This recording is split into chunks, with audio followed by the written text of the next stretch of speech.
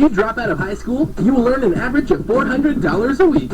Pretty good money if you don't have a family or if you're living at home. If you graduate from high school and get a diploma and tassel, you'll earn an average of $600 a week. Earning a 2-year degree will get you an average of $700 a week. Finishing 4 years of college brings in an average of $1,000 a week. And becoming a professional brings in approximately $1,500 a week. So, if you drop out of high school, you can expect $400 a week.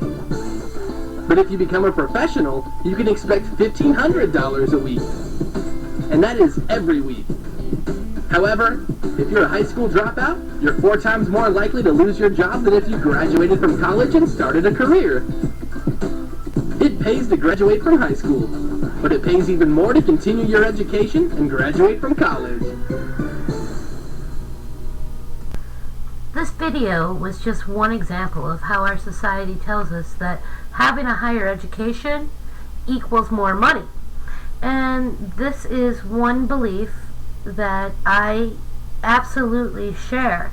It's one of the reasons that I'm at MJC, and one of the main reasons that I'm going to be transferring to Stanislaus State University this fall.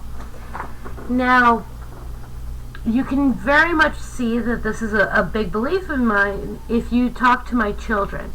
When you talk to them, they never say, if I go to college. They always say, when I go to college.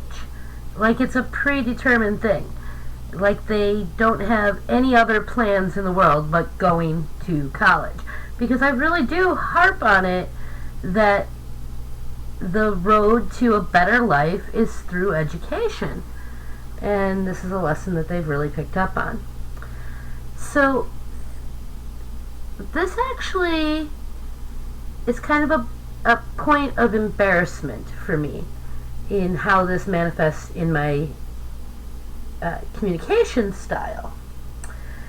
Because when I encounter someone in a minimum wage job, I assume that they didn't go to college, that they don't have a degree. And the first time I became aware of this, I was at a local restaurant near my house called Snow White Drive-In. And I was actually working on a communications analysis speech.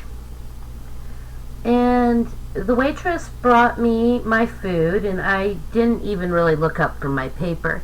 I just continued studying. She said, "What are you working on?"